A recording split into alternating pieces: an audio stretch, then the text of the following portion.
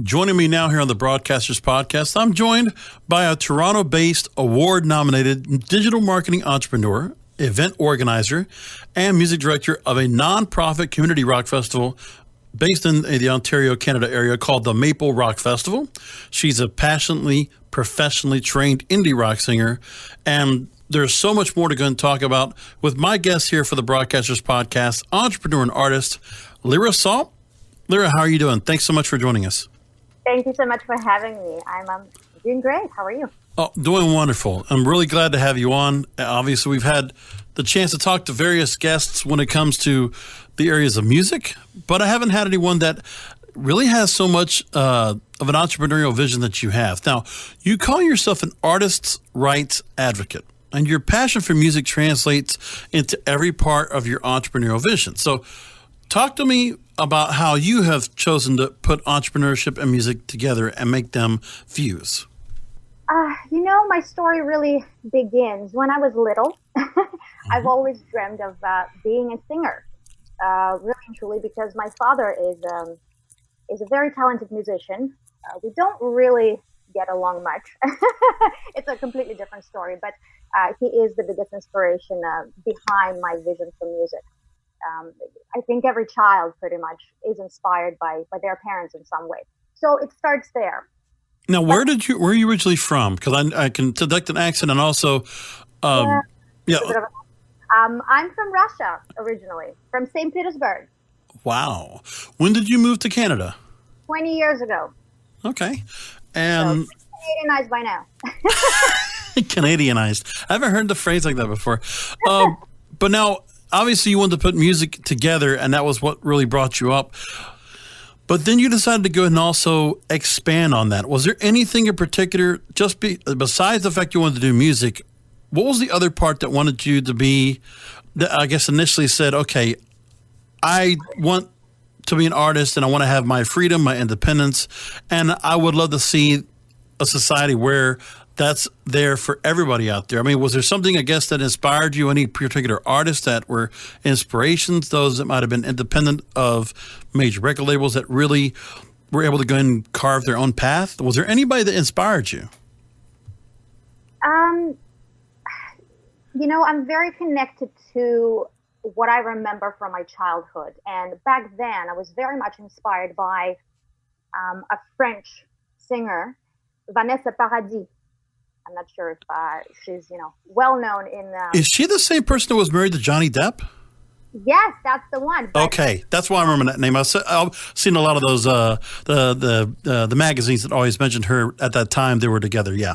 Yeah. So when she was about 13 or 15 years old, her father was actually writing her songs. Right. So they had this duo going on. So you can see where I'm going with this. So yes. My inspiration was really taken from that, and I've always wanted to have that duo with my father. It's just life didn't exactly work out in the same way, and my father was way too busy and never really paid attention to me, so I had to carve my own path, let's put it this way. But the thing is, as I was growing up, I realized that I did not want to be a poor musician, starving artist. Right. So my big vision, one of my big visions, is really about getting rid of this stigma of a starving artist in the world, pretty much. There's still that label attached to anybody with a creative streak. We have the separation between the, so-and-so is an entrepreneur or so-and-so is a musician. And automatically your mind goes, oh, he's a musician. And unless you really make it big, people don't really value you as much. And I think I've been fortunate enough to have been born with kind of a two-sided brain, a creative brain, but also, very analytical and business-oriented brain. And so after high school, as I was getting my first jobs, I realized that, hey, you know what? I want to be able to make money. I want to be able to support myself and achieve certain materialistic milestones so that I don't have to be labeled as this questionable starving artist. And so this is where I started to kind of inspire myself as well and go towards this vision. Now, the idea would be in most cases, a lot of artists that become celebrities, and they actually become high profile, they actually might become big music stars. Usually that entrepreneurial factor comes into play after they become a star, after their music career has had some life to it. Exactly. But you went ahead and did the reverse. Yes, and I think this is an exciting time that we're faced with right now in the world, with all these young entrepreneurs popping up all of a sudden. And there's so many rich 25-year-old e-commerce based or digital marketing based entrepreneurs that are popping up, and they're really taking the world by storm and making their dreams possible to show the rest of us who didn't have that opportunity when we were younger, to say, hey, you don't have to make it to the celebrity status first before you kind of turn yourself into this entrepreneur. You can do it backwards, and then you have more power, you have more say, you have more voice and decision-making power to do what it is that you want to do, and push through your visions for this world. And I think for people like myself who really combine entrepreneurship with the creative vision, it really is not about the materialistic side of things for us. It's just that we combine it, but we see the world slightly differently in a more, as visionaries, we want something better for the world. We want a change. Right. And usually, I just wanted to mention that Sure. in many cases, people who grow up with just this idea of, oh, I just want to be a famous singer, there's a little bit more of a selfish streak attached to that, I find. I don't want to criticize anybody here, but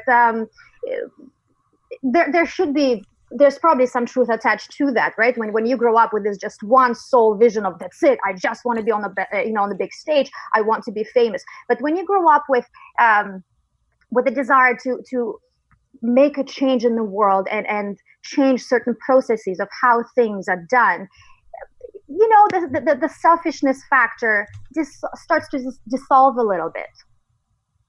Absolutely. Now, you are a indie rock singer-songwriter, and when I think of singer-songwriters that came from Canada, just in the last, couple of decades, I think of a lot of Miles comes to mind. I think of Alanis Morissette, Avril Lavigne. Those are some of the artists that pop up to mind automatically. When you were brought into Canada and you got to be put right in front of the Canadian music market, I guess, talk to me about, at the time, how you looked at the market and how you looked at being able to go ahead and start your own band and being able to get that started off from scratch. Well, I came to Canada in 1997. Mm-hmm. So this was a little bit more than 20 years ago. I'm trying to remember what music played on TV and on the radio back then. Well, at the time, alternative was still pretty popular. So you still had the likes of, you could say Nirvana and Nirvana would have already been done by then.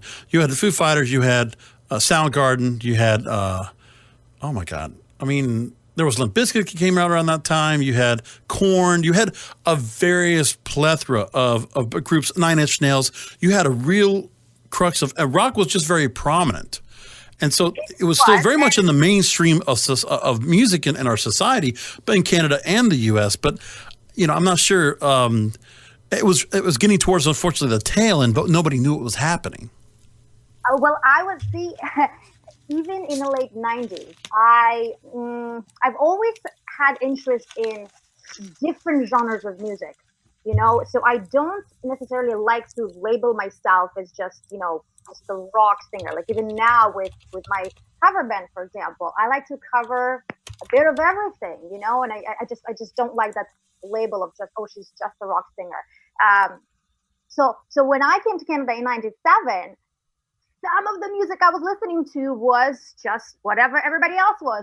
Aqua, remember the Barbie girl? Yeah. That was 97, but when when we talk about rock, No Doubt was a big one for me, and it still is. This is in the top 3 of my most favorite bands of all times. Gwen has had the biggest influence on my kind of musical, the shaping of my musical preferences, I guess. But I also grew up on funk music and other genres that I heard from North America while I was still growing up in Russia. It's just that we didn't have a plethora of availability, the abundance of music available for sale in Russia. But everybody from Whitney Houston, Michael Jackson, the Queen, they were. And so, or Peter Gabriel, for example. I grew up on that music. Absolutely. Out of curiosity, because I know there was a lot that was said about, well, I know a friend of mine that I produced a show with was really big about the fact of, not too long ago, one of the last things I really thought about when it comes to Canadian rock was the Tragically Hip. When they decided to retire after I forget how many years that they did, and I remember people were just really, it was almost like a closing altogether of just was the indication of what rock music was going. It just turned completely underground. From that standpoint, what are you seeing right now? I don't know if you make any time to go ahead and visit the U.S. or have you had the chance to tour the U.S., but through North America in general, what are you seeing right now with rock music? If there's any kind of a renaissance back to the mainstream, is that going to happen? Or is it just going to be the fact that, I think that digital music is overpowering anything that's instrumental, and that's what's taking away what kind of music that you might be more adept to, or what I would enjoy as well growing up. That's gone now, and I don't know if it's coming back. You know what? In a way, I think it is going to come back, but shaped and packaged a little bit differently, and I'll explain why. Now, a side note, I'm an astrologer. Okay. Astrology and spirituality is a big part of what I do as well. It's just, too much to mention here, but so I do a lot of predictions for years to come, and I was born with some may say a certain gift with predictive gift of predicting certain trends, and I intuitively feel things when they pop up, and so taking my astrology predictions, and astrology is a science. This is not something that I just woke up and came up with. I literally analyzed the data that was, that's available. And so based on my predictions, what I'm foreseeing in the next few years is the influence of what's called the age of Aquarius. That's going to open up a more liberal thinking, but will also bring back some of the I don't want to say vintage flavors, but something outdated from the past, but packaged in a new, unique, revolutionary way. So, for example, we've noticed nowadays this whole thing with American Idol and X Factor, this whole big movement towards better trained voices. It's not necessarily about more uniquely sounding voices, something that we are used to from the 80s and 70s, and all these, musicians like Janis Joplin and, Whitney Houston, Michael Jackson, really recognizable voices. But these new shows, the focus was on better training, that perfectly trained voice that sounded a little generic, right? Yeah. And so in terms of the vocal packaging, I think eventually we're gonna get to the point of looking for unique voices that are better technically trained. That's one thing, because if you look back at many of the musicians, from let's say 20 years ago, many of them didn't necessarily have the proper vocal training. There were only really a few that were really strong vocally. Right. So what's happening now with all these shows, this will push people with a certain uniqueness to really upgrade their skills. That's a great thing. But what I also like about the future that I'm foreseeing is that certain old instruments, like vintage instruments and vintage styles, are going to make a comeback into modern music. And we are slightly starting to see this with certain musicians, like, for example, Florence and the Machine. Yeah. The use of the harp, for instance. So take that, take some other really unique instruments that are not that are not really widely used in pop or rock music. Bring them into the rock music, bring really strong vocalists, but add that unique vocal timbre, and you got a new age, really unique sound. Yes, it's going to take many years for this to come through, but mark my words, I think this is what's going to happen eventually. But why did it go away? I mean, because the music that came from rock anyway, that really was the crux of things, was it was a bit of a rebellious feel. It was something that was very liberating. It brought people, if you had frustration and you vented, I think there's no kind of music out there now, unless you're really looking for it, that really gives you the chance to scream, to yell, to get loud, and to, if you want a mosh pit, you have a mosh pit. But that kind of mentality, which I thought was actually very healthy for a lot of people to have that kind of music, that's not been around. And that's what's been the biggest problem for me, is that the fact that you have artists that do not have to use digital equipment, and they don't have to be singing, and they can be easily put together, like you said, polished. Even if they're not being trained that way, they can be polished in the recordings, on the master recordings. And then on top of that, having an affinity to learn different skills, whether it's drums, whether it's guitar, whether it's bass, and having those abilities as well, and being a well-rounded musician, that's something I don't see enough of. And there's only a certain amount of people that do that. And that's one thing I noticed as well. I mean, that's where I wish I knew what led to that. Yeah, you brought up a few great points. I'll never know what to get there, and I'm not expecting you to the end-all, be-all answer to it, but that's something that comes to mind, and I just wish there was a better answer than, I just feel like, well, let me ask you this then, because that's an answer that's a question we cannot answer, but what I can ask is, through your prognostication, where do you think people are going to discover that music? Because obviously, you said the kind of radio, the kind of TV shows that are out there, or the kind of competitions that are out there, that's the idea of what people think they need to do to get ahead. Or there are places like, in digital streaming, or SoundCloud's a great example, things being pushed onto TikTok, things like that. Where is it that rock's going to get discovered? That's the question I have, because I think rock is only a novelty at this point to the mainstream, and I think that all the music that we were growing up on, it's getting older and older. It's becoming our classic rock. I mean, it's unfortunately, but, and I listen to a lot of music that came from the 90s. I listen to The Offspring, or if I listen to, like I said, Foo Fighters, or if I listen to,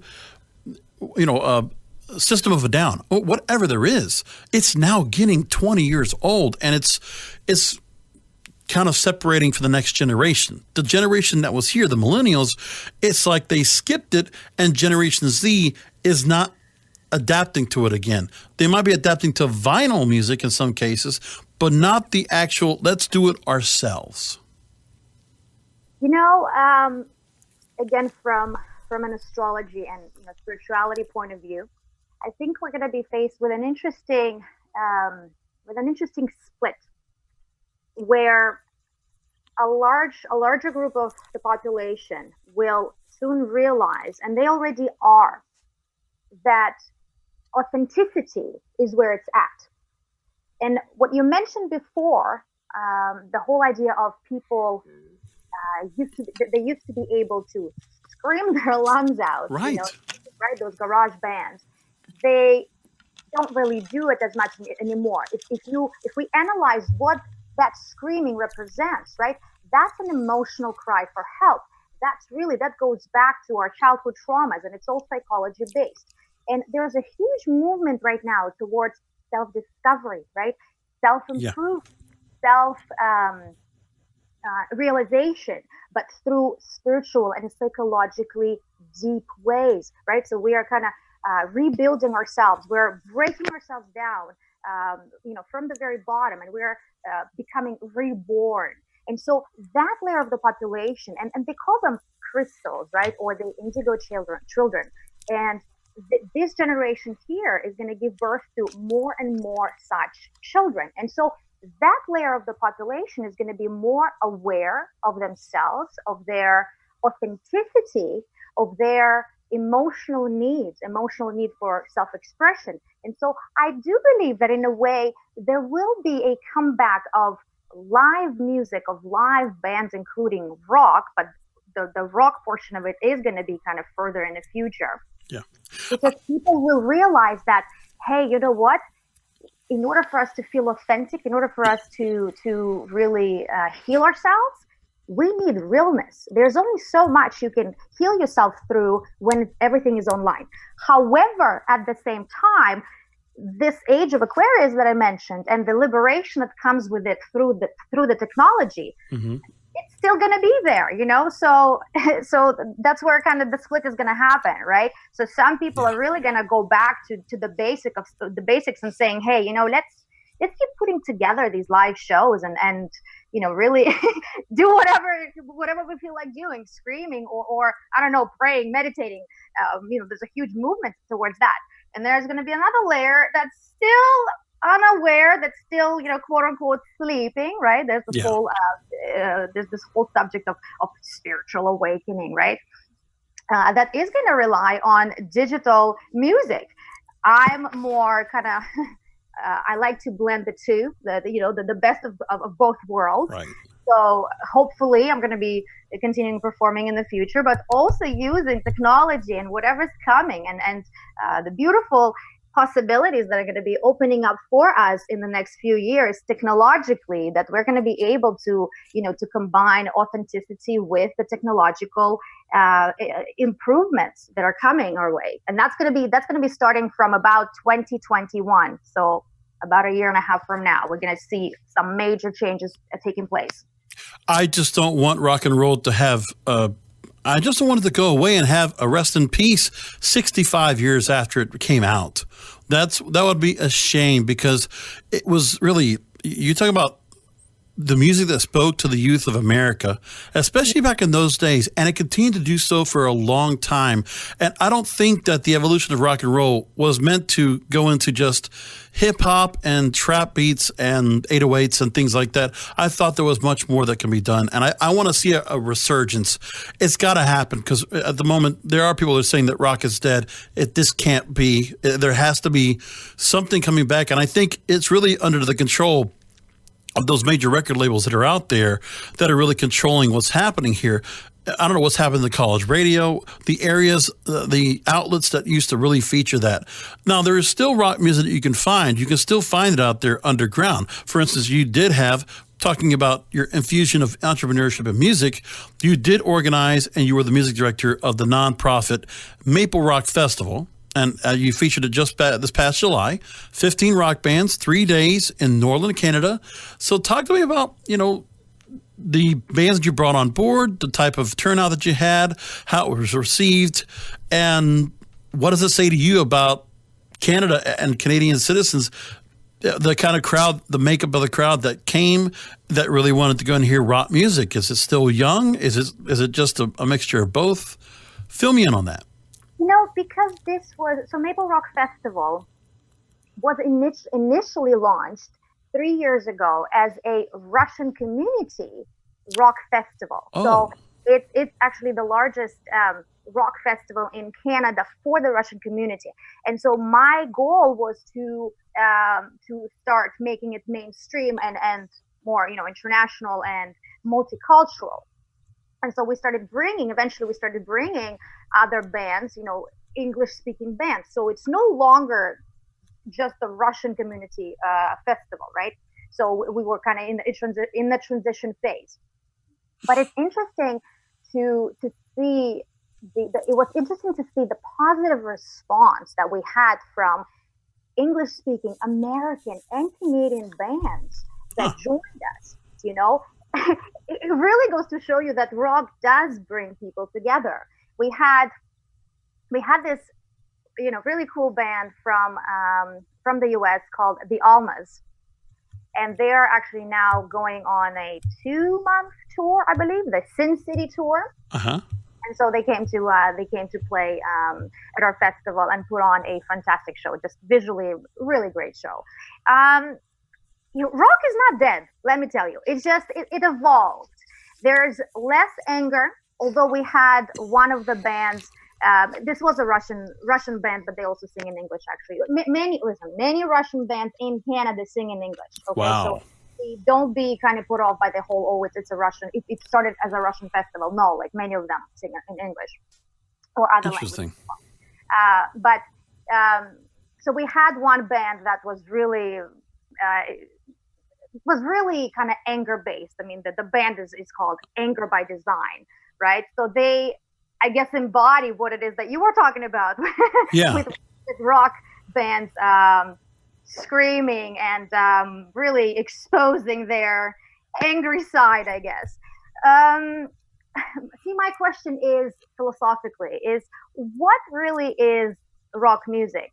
Is it really about anger, though? Oh, no. I didn't want to position it like that. I just thought that it was a real way to express yourself. And I thought there was something to be said of the instrumentation, the vocals, the grittiness, the raw energy that comes from it. That's what I think comes through. But I think it was for the listener. There are those, like you said, that we know there's a lot of cases now where suicides, depression is becoming a little more rampant than expected. It's not well controlled. And I think that there were ways to kind of go ahead and vent and to put yourself away and to kind of escape from everything that was going on with rock music. That's what I really was coming away with that. Not necessarily the bands necessarily being angry and all, but I just thought it was pure raw expression. That's what that's what I think really identifies how I identified rock music myself. And in some cases, it's not because it's blues based or it's, soul based. There's just areas that it does kind of a little bit different, but it's the types of beats, the types of music, the vocals, what it comes around to encompass the whole thing. That's where I wanted to come up with that. Now, absolutely. And I think, I don't think that nowadays with this whole emergence of, like I said, this whole self-discovery and the spiritual awakening themes that are coming out now and becoming more and more publicly accepted, and the law of attraction. I have a feeling that there will be less anger for that layer of the population that is becoming more self-aware of their own emotional needs. And so they will become a little bit more aware of the type of even music that they will be putting out. And so, because, a lot can be said about anger and angry music. The more you focus on something, the more of that you will get. It's just the law. It's just the natural universal law. If you focus on, I don't know, dating bad boys, you're going to attract more bad boys. You're not really going to attract many good boys, right? Right. Same thing with music. And so I think that rock music by default it's fine. It's always going to be there. It's just that the emotional self-expression, is it, the question mark, is it really healthy when we use music to express our anger? Or can we use other ways to heal ourselves so that we use music, yes, as a healing tool, but a positively healing tool? Because just to give you an example, we have a musician right now, Billie Eilish. Billie Eilish, yes. I think she's great.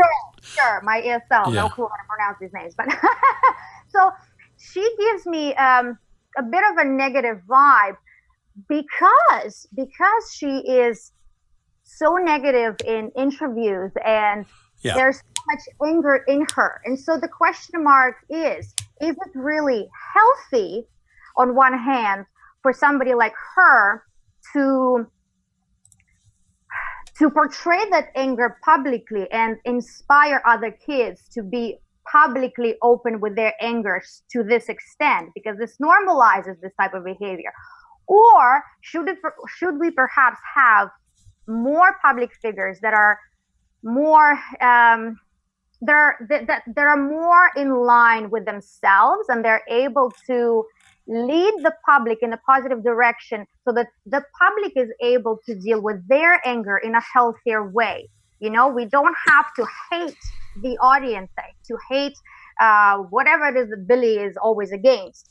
to Yeah. to portray her to portray her message, right?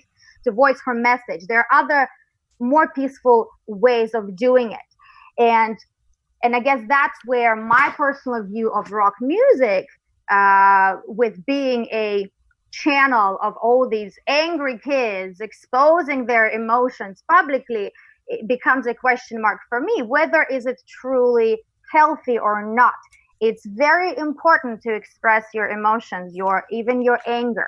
I But thought in some ways it kind of helped to subdue some people from doing something that would be much more violent or much more aggressive. I think it was a way to just, in my way of seeing it, it was channeling aggression. It was channeling your anger into something else. And obviously, in some people are very creative, I guess, when they do have that kind of ruthless aggression in themselves and their blood's boiling and they want to do something.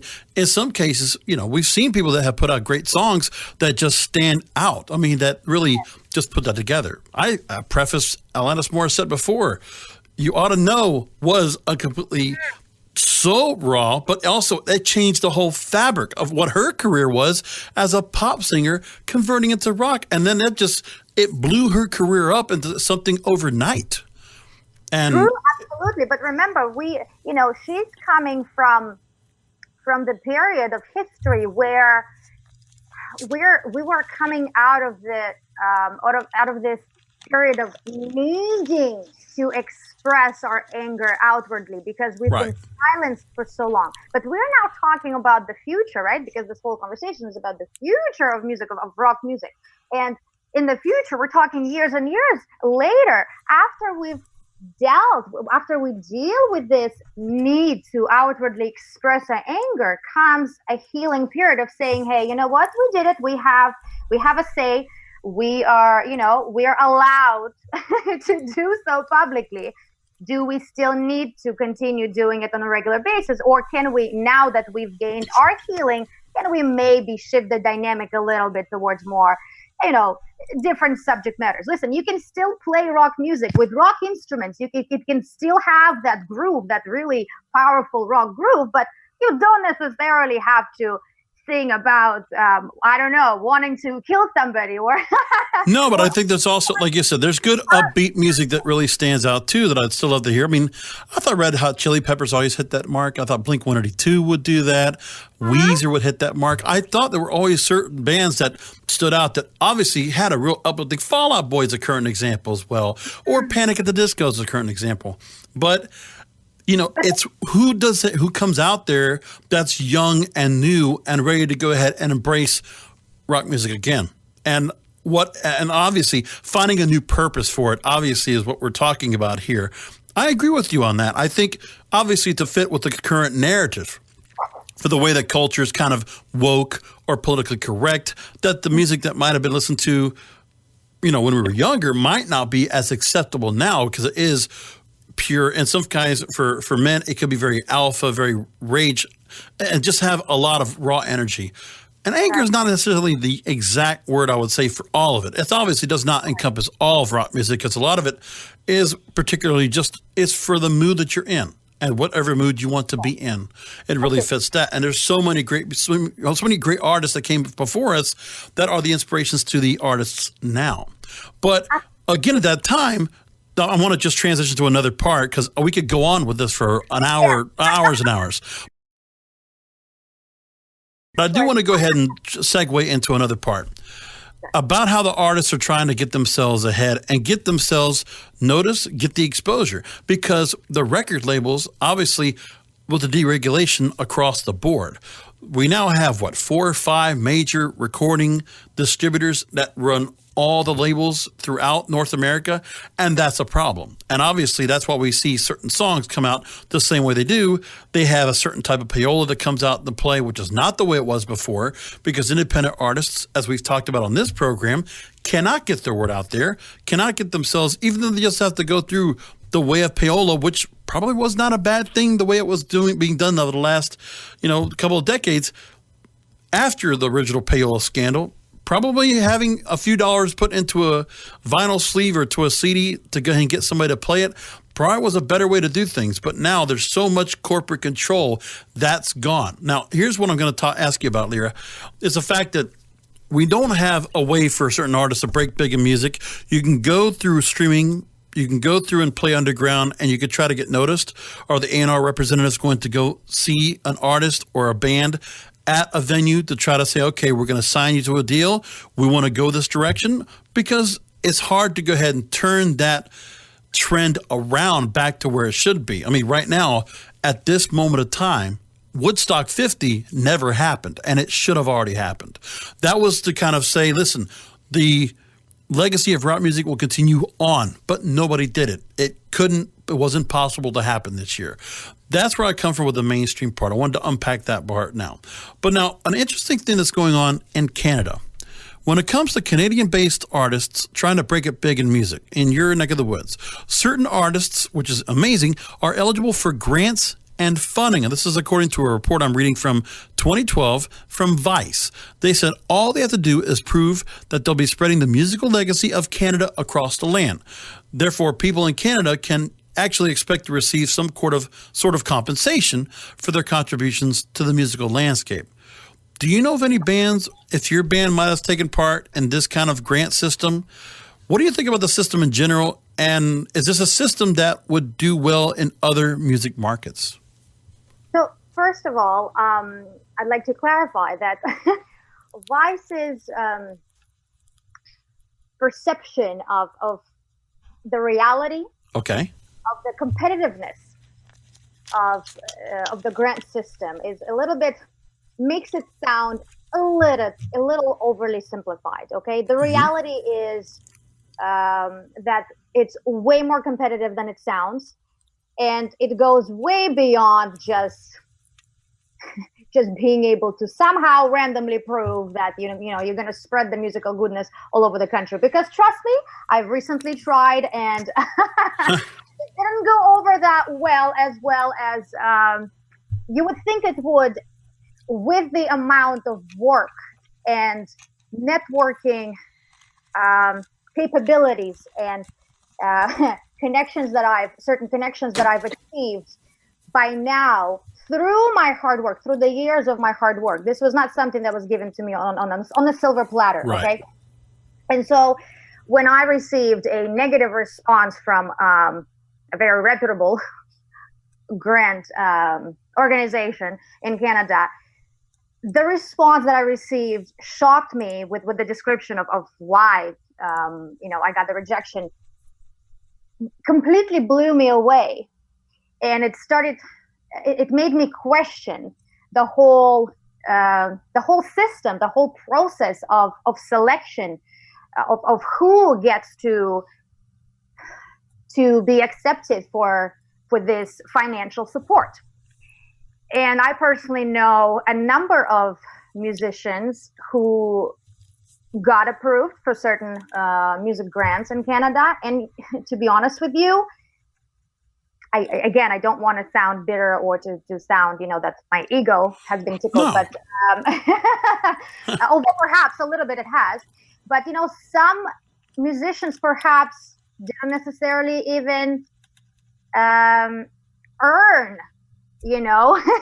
earn it as much, because the question is, who should really and truly qualify to get certain support? Is it really somebody that is, an average musician with average level of work that they've done over the years, and they're seeking that support? Or is it somebody who really put in a lot of work and did certain things for the community, for example, and who has probably, if we were to compare, certain facts about the people involved, who have more potential to do greater things for the country versus somebody who, let's say, just plays at bars on a Friday night, right? And so when these decisions get made, it makes you wonder just who sits behind those desks and listens to the demos and reads your marketing plan, and it takes a lot of time to write these marketing plans. This is like a 20 or 15-page paper that you have to submit. This is not something that you just write a little 2-page essay. It takes months for people sometimes to fill out these applications, you know. And so just to give you an example, you know, the letter that I got from one such organization says, you know, good voice. And I'm quoting, actually, I have this in front of me. Photo says you a country singer. You may want to develop a quote unquote look and sound that matches the rock blues voice you're gifted with. So this made me completely laugh out loud because I do not have a country singer look. You know, just because I wear a denim skirt in one of my photos, for instance, does not automatically make me a country singer, right? So when we dissect the brain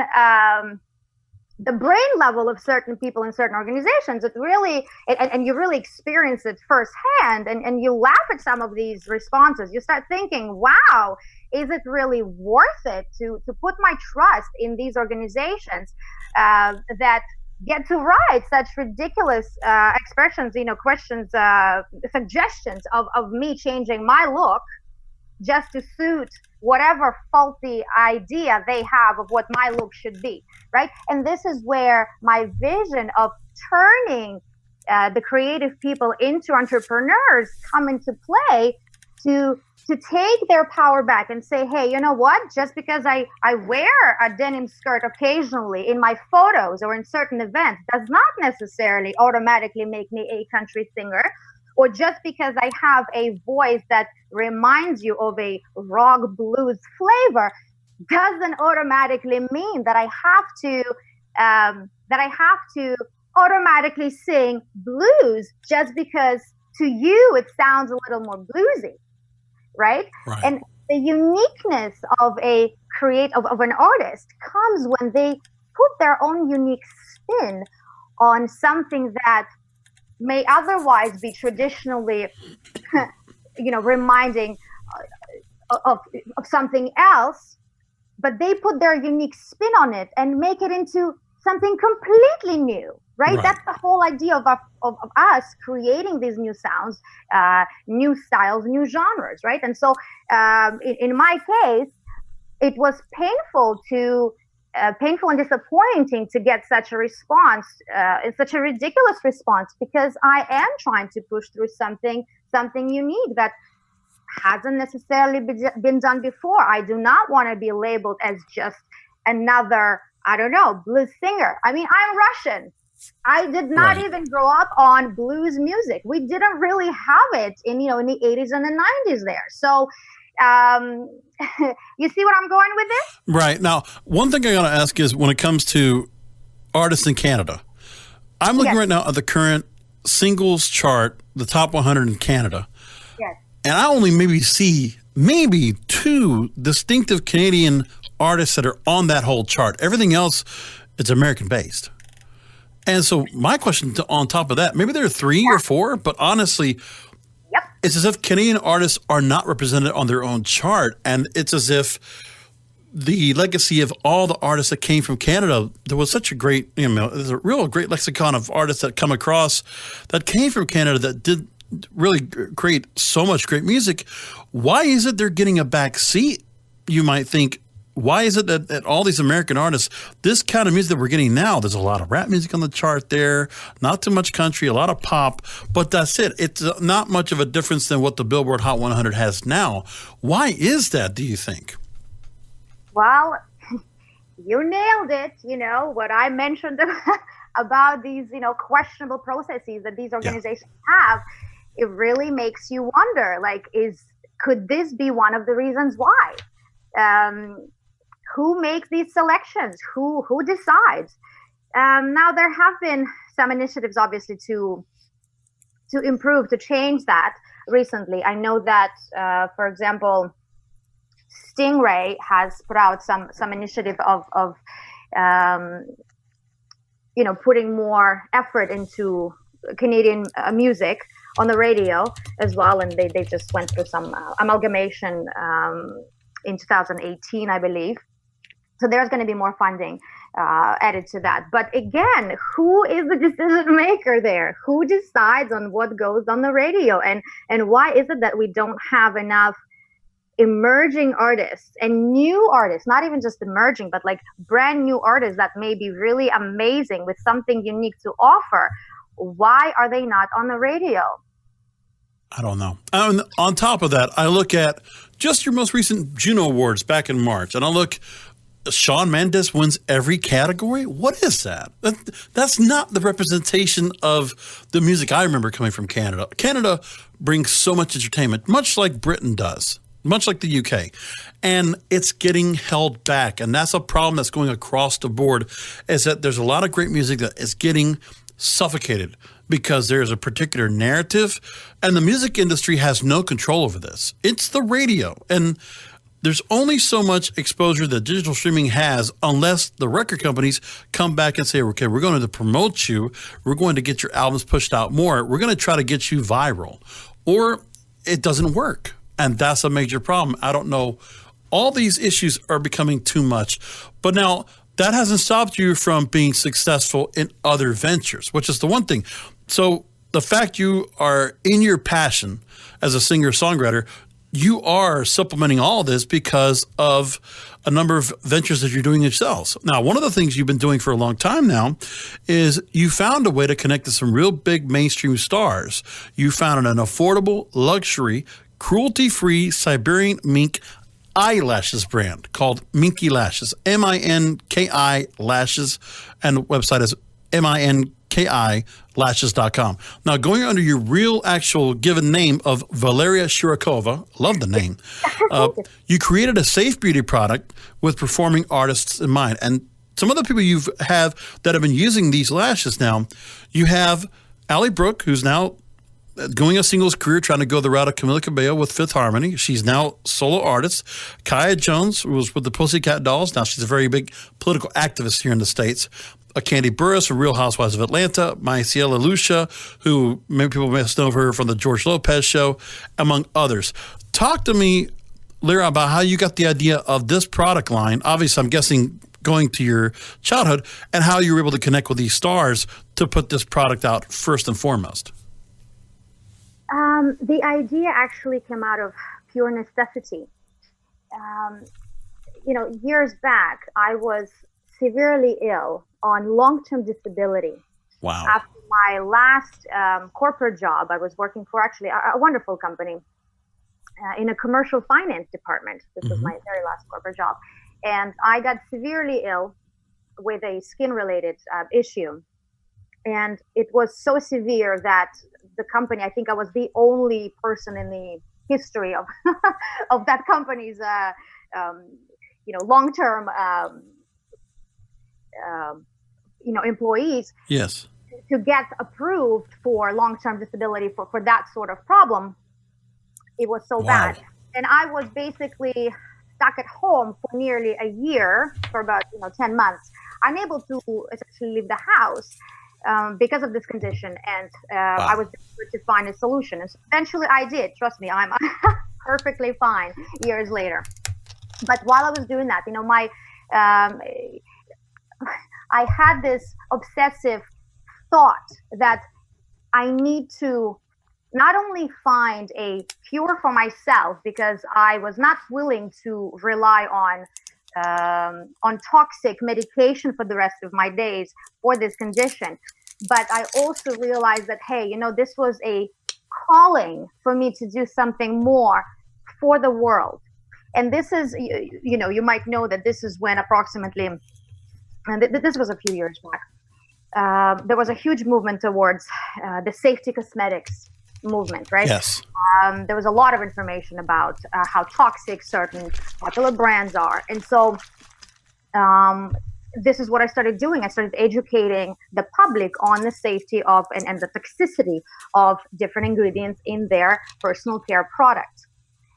Now, at the same time, that this whole idea of this dream of being a musician has always been in the back of my mind. Obviously, it's always been there.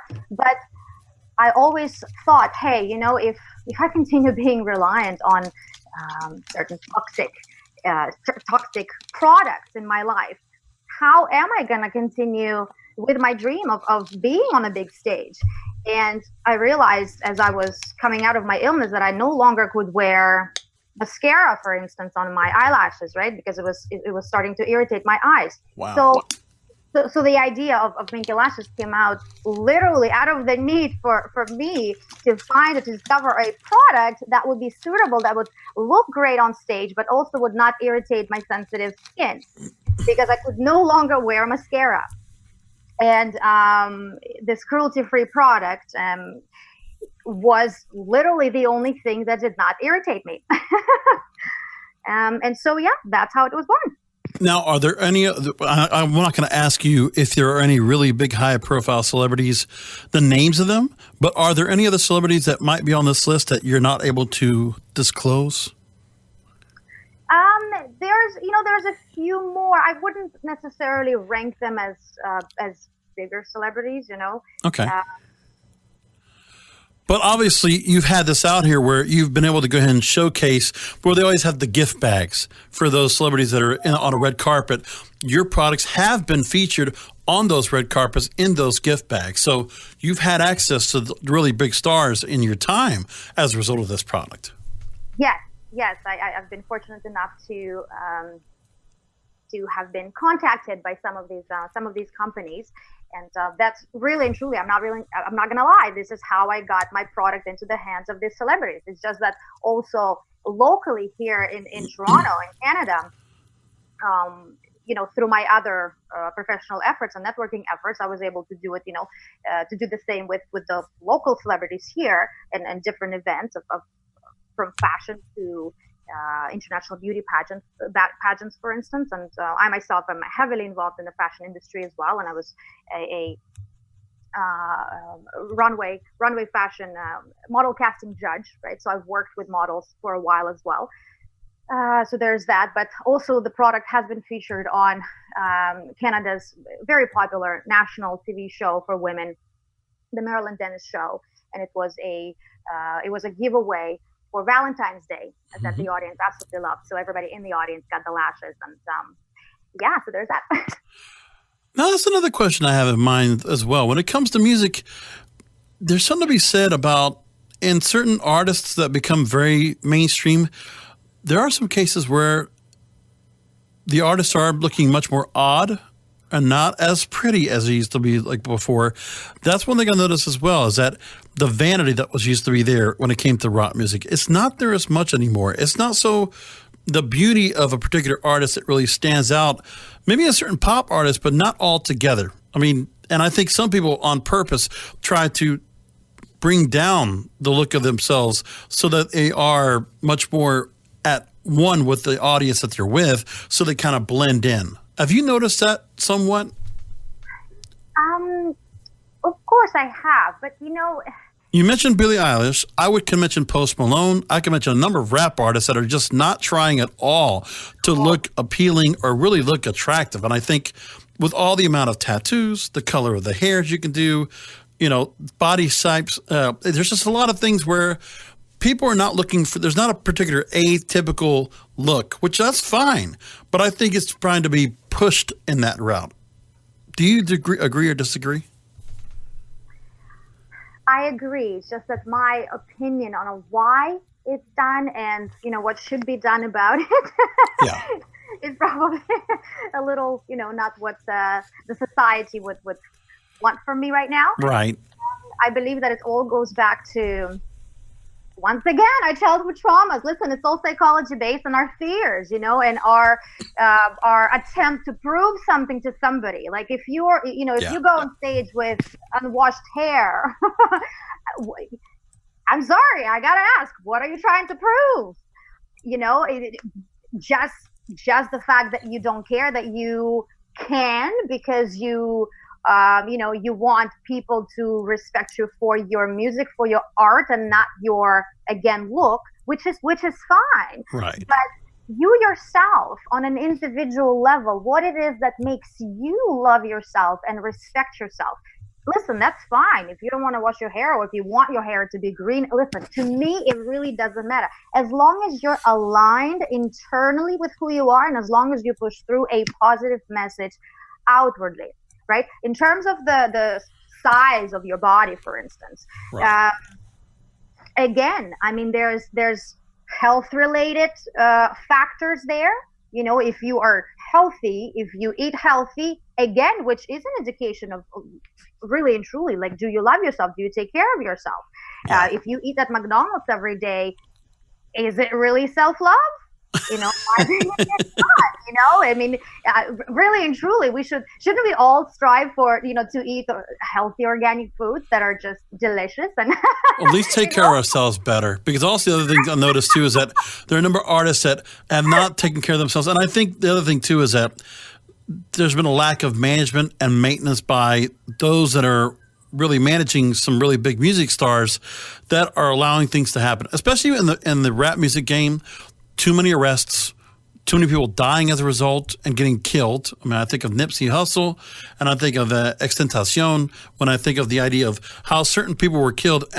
Some of these things could have been avoided.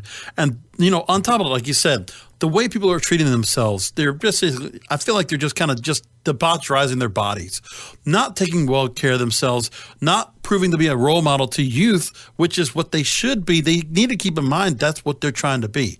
Now, you're looking to go ahead and do some real in-depth reporting. You have, by the time we go ahead and have this recording published for everybody out here later in the month of September, you're launching this fall a brand new online magazine called the Infame Magazine, Infame Mag in particular. So this is a thought-provoking magazine that will seek to provide an in-depth look into the real lives and behind-the-scenes truths that artists of all kinds face, as well as educational tips that aim to shift the quote-unquote starving artist mindset towards a quote-unquote creative entrepreneur mindset. Talk to me about this new magazine and what you're looking to accomplish. Yes, this initiative has been brewing. It's a passion project, I know. From what we've been talking about today, this obviously sounds like the next direction for you, Lera. Listen, you know what? Everything I'm doing right now, because I'm so aligned with my mission in life, everything I'm doing is what I'm supposed to be doing. Okay. It's just that I have an overly active brain. So it's never just the one thing. I'm not going to lie. Listen, when I was little, I did not dream of producing a brand of mink eyelashes. Okay. Let's just be completely right. transparent here. Right. So, and our visions evolve, our goals in life evolve as well. And me being even more and more spiritual with every day and having gone through the experiences that I have gone through, it's all about alignment, for me. And if it feels right, if it feels like I'm making a difference in the world, this is what I'm going with. Right. I'm not saying that this e-magazine is like the next the thing that I'm going to be doing in my life. It's just that I hope that it helps many people who need certain help that me, myself as an artist and other artists have not been able to get from other sources, and to open this truth stimulating discourse on topics, on subjects that haven't really been discussed. I mean, why is it that every time there's an interview with even celebrity or any artist, why is it that the questions are usually so fluffy? Like, why are the artists being treated like they're half-brained? I mean, in my personal experience, some of the most brilliant people, even entrepreneurship-wise, are highly creative. Yes. Do you realize that to be an entrepreneur, you actually have to be a creator? So we need to start treating artists as something way more than just somebody who stands there, with a guitar or a microphone or with a paintbrush. There's way more, something way deeper that goes on in that brain of theirs, and I'd like to pick it. I'd like to ask some provoking questions and get some nitty-gritty details. And yes. And I'll tell you, you're absolutely right. We don't know anything about the artists that we're learning about. We don't get enough information out there. Only what the record labels want us to know. And I think the access to these stars, there's access to the stars, obviously, through social media. Artists can obviously connect with their fans, but to connect with the fans on a certain personal level and to have a real worldwide persona, a real public persona, and to build and create and craft that. Nobody gets to do that now because there's a lot of new artists that don't get to be on TV.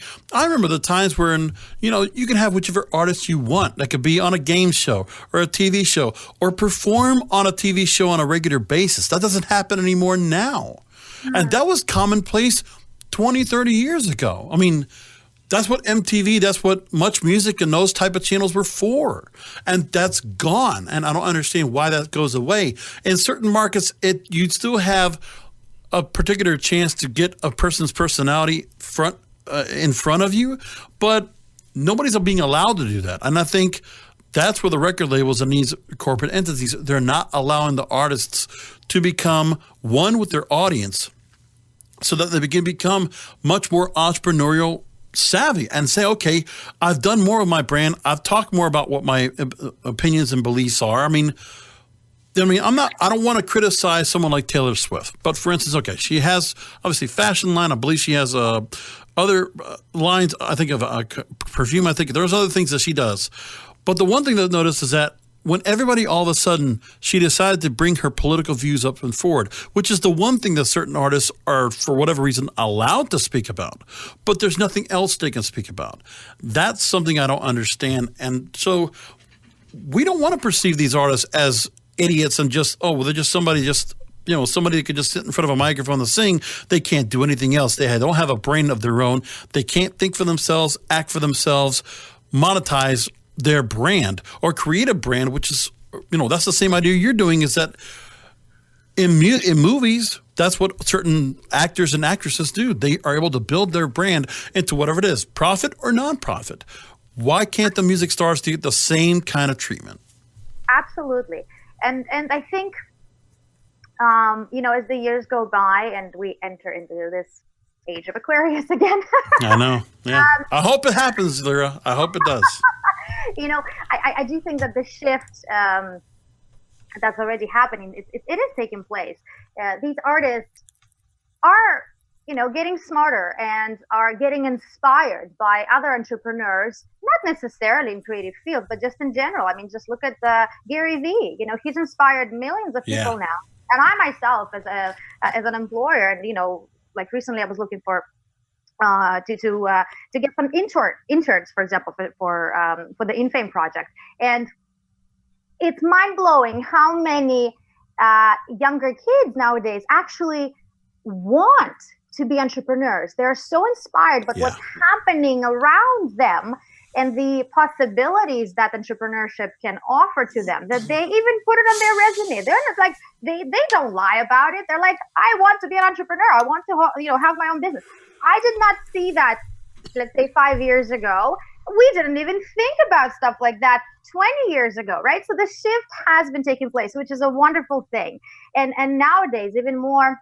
When you look at influencer marketing, the chance that people can go on to Instagram, promote various products, certain celebrities can go ahead and say, oh, look, here's my makeup tips. This is what I use for moisturizer or for skincare, or here's this makeup I use, this foundation, or this products from certain brands that are out there. The full promotional machine is out there. There's a lot of women that I know that are doing that very well. And if that helps to supplement something more, which might be a musical career or an acting career, it's out there. And you're right about that. Of course. The problem, I think, and again, I'm future thinking, okay? Yeah. I think like way years from now. The problem is also going to be to find the right balance between, not getting too obsessed with the whole idea of, becoming this, social media influencer and doing everything yourself, and knowing when to say, hey, you know what, I need help. I can't do everything on my own. And this is something that's been a problem in my life. I grew up hearing no way more than yes. So I grew up with this need to do everything on my own. And people don't realize, when everybody was out partying on a Friday night, I was there behind a computer learning stuff and doing stuff Right. instead of asking for help, right? So many people who embark on this adventure of becoming, be it a social media influencer or a digital marketer that they want to combine their, let's say, music stuff with, you need to really learn when to say, hey, you know what, it's a little too much. What can I do to kind of get some help and still have a quality life without having the burden of shouldering everything on my own. Agreed. Yeah, and so this is going to be something that many of us are going to be faced with in the future as we are going through this transformation of moving away from wanting to go with a major label that takes care of all of that towards taking charge of our lives. But with great power comes great responsibility. So there will be moments where people will be like, did I make the right decision of doing it all myself? Like, what can I do? Was it worth it? Right. Yeah. Well, I'll tell you, I've been really happy with the chance to talk to you, Lera. This has been a fantastic conversation, and we went longer than I thought, and that was a good thing. And I thought you brought a lot of great knowledge to the table, and I'm really fascinated by the work you've done. But before we go and wrap things up, please take a minute to go and talk to our listeners and let them know how they can go ahead and keep up with your music, your product lines, your magazine, all the things that you're doing. Please take a minute to go ahead and talk to our listeners about where they can go ahead and keep connected with you and stay, follow what you're doing in your career and your entrepreneurial path. Sure. Probably the easiest way is to follow me on Instagram at Lera Salt Official. I am not LERASALT, just to make sure the spelling's out there. Yeah. Official. I'm not, overly huge on social media because I do a lot of behind the scenes work, right? This is what happens when when you're an entrepreneur. You don't just sit there, snap photos every day of everything. But that's probably the easiest spot. And just message me on there if you have any questions, and some of the updates will be on there as well. Fantastic. I'm so I was excited about how this conversation went. I didn't know we were going to get into the conversation about the rage and anger of rock music, but I thought it was a fantastic conversation. And I'm pretty sure that should stir up some debate. I want to see how people really respond to that. And I love that. Listen. Yeah. I want people to understand that my goal is not to push, to impose my opinion onto people and say, hey, my way or the highway. I want people to discuss it, to talk about it, and to say, hey, Lera, like, why did you say that? Can we, can we talk about it? And the whole time we were talking about rage in rock music, I kept thinking Aerosmith, dude looks like a woman. Dude looks like a lady, yeah. Right, that song. And it's like, no, rock music is not all about rage. I mean, look how many awesomely fun songs there were that are still, I would still love to cover that song. Yeah. I should really let Well, but think about it like this, too, is that rock music in the mainstream, the spectrum of mainstream music, one thing is supposed to be happening now. At the end of a decade, it's always a cycle change to what the next decade brings. At the moment, I was hoping that rock music might be a part of this right now in 2019, but it's not. And I like the fact that, when you look at the Billboard charts going back a decade or even before that, there was when I listened to old countdown shows back in the 90s or even the 80s or before, and the variety of music that you had, that could be simple for everyone, because even in the case of music that comes from the African American community or the Black community, there's not enough R&B out there anymore. Soulful harmonies, great melodies and beats. That's gone. It's more or less rap or nothing. And I'm like, that's not right either. I love the variety of all the music that was out there. A diversity of music. Everybody likes that coined term, diversity. Well, it's not about the skin tone that you are. It's the music that you have, the kind of music you bring, your background, how you bring it forward, and the different varieties that are out there. It's not there. It's too homogenized. We have to break that. Hopefully there's some way to break it.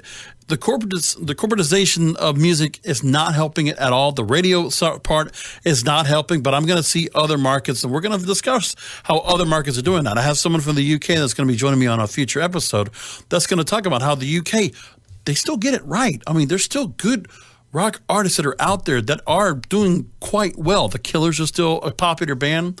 You know, Oasis, I know Liam Gallagher's still out there putting music out. Christine and the Queens. You have variety out there. You have dance music that's very popular. It's always about it's a sampling, a buffet of music that's out there to be consumed by the mainstream. We don't have that right now, and that's got to come back. I hope it does someday, and I hope your prognostication comes true, Lera. Thank you so much for being on with me. I really do appreciate it. It was great. Fantastic. Thanks a lot.